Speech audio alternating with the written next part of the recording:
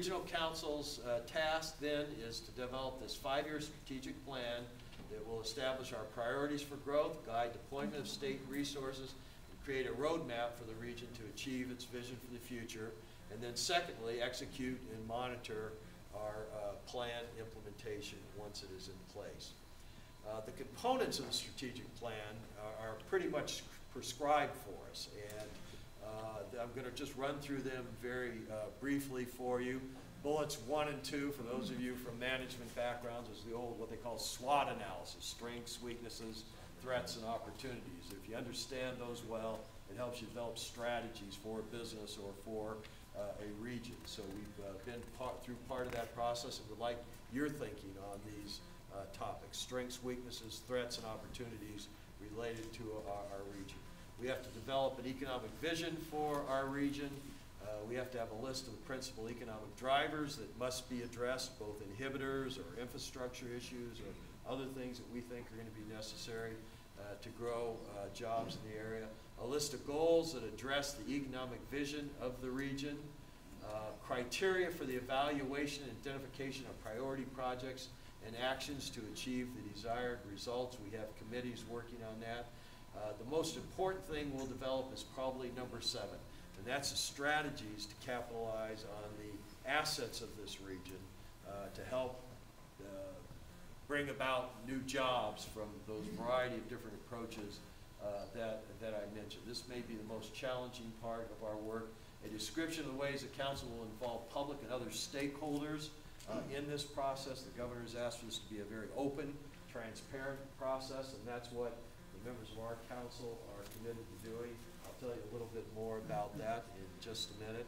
We need a regional implementation agenda, and we need performance measures, metrics to determine when the state makes investments in an area, are they getting the payoff that they expected? And the governor has indicated to us that he is much more serious about these performance measures and metrics to assure that when people take money from the state and or federal government, if it's pass-through money, that they are indeed producing the jobs and other things that the grantees ask for. So we're very serious about that as a council, and actually have a committee working on exactly this to make sure that we are doing it as well as any other council in the state. So now, why are these plans important? Well, they're important for the $1 billion that is distributed. So these plans are going to be used in a number of different ways. First of all, among the 10-county regions, the regional councils are really in somewhat of a competition with the other 9 regions in the state, because there's going to be over $200 million distributed in both capital funds and tax credits to the 4 best regional strategic plans out of the 10 strategic plans. So there's competition. They've created a process that will encourage us to develop the best strategic plan for this region.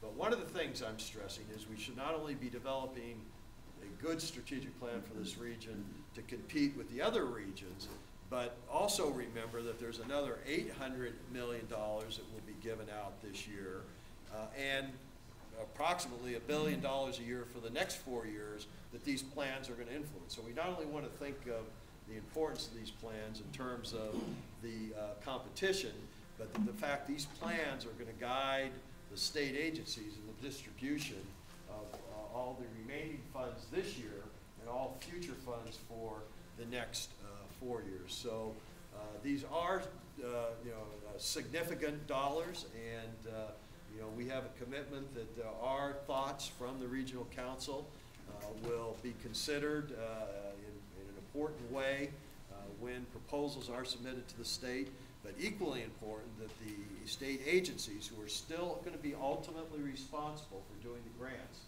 I want to emphasize that, it's still going to be the state agencies that will be responsible for giving these grants, just as it has been in the past. But the state agencies are going to use our plans to help evaluate proposals that are made to them and guide their funding decisions.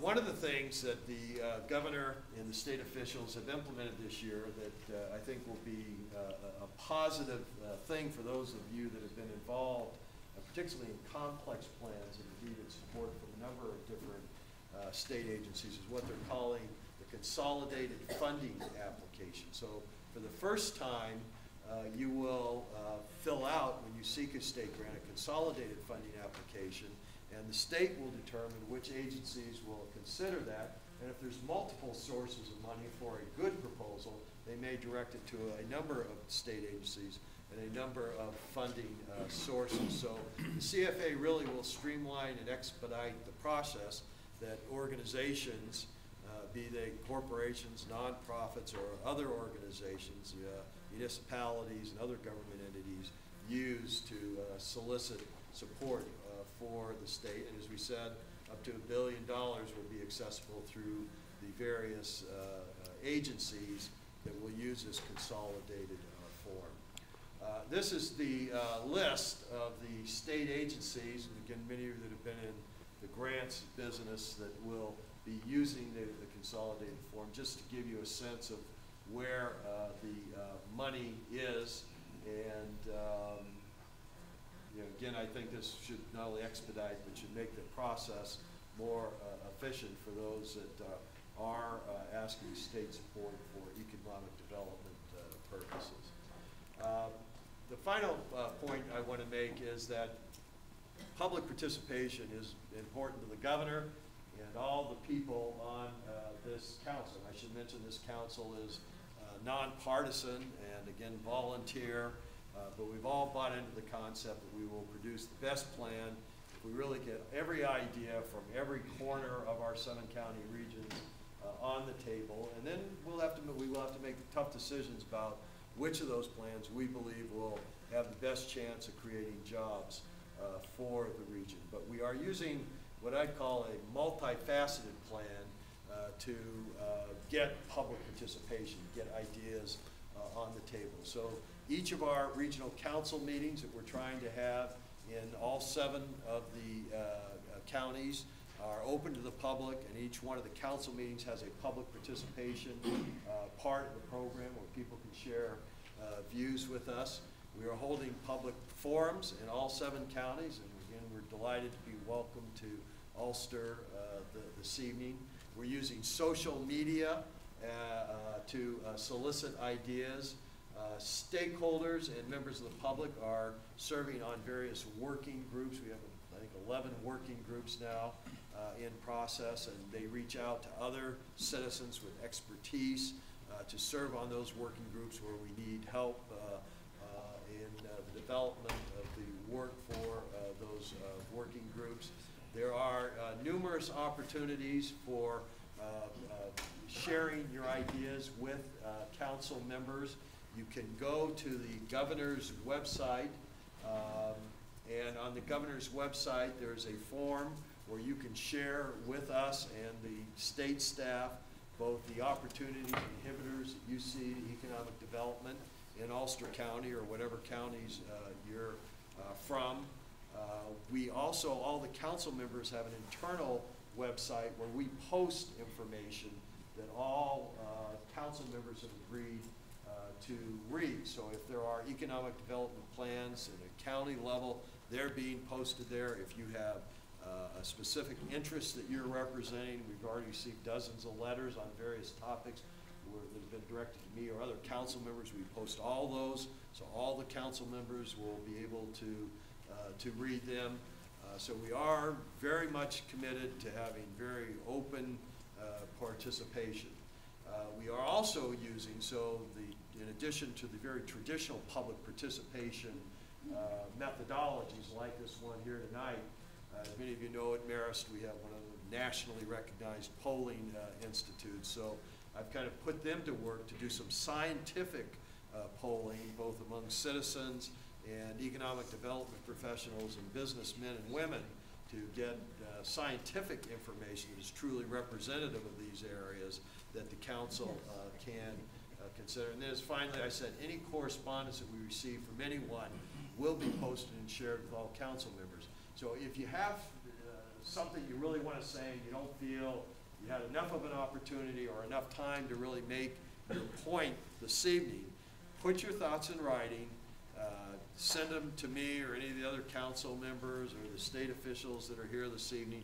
We'll get them posted on the website, and that will actually assure that your ideas are even shared by a wider body of the council members than even our participation that we'll have this evening. So we view this as a tool. We think we're going to have one of the best public participation programs of any of the 10 councils, and we will be evaluated somewhat to the extent that we are able to execute. And I want to thank Mary for her leadership, because she was a co-chair of the team that really developed this public participation plan for our council. So what we're going to do now, I'm going to turn it over to Tom Klein from the state. He's Deputy Director of this effort for the councils. We're going to have a process that they're using in all the 7 counties to do some breakouts, to come back together, share the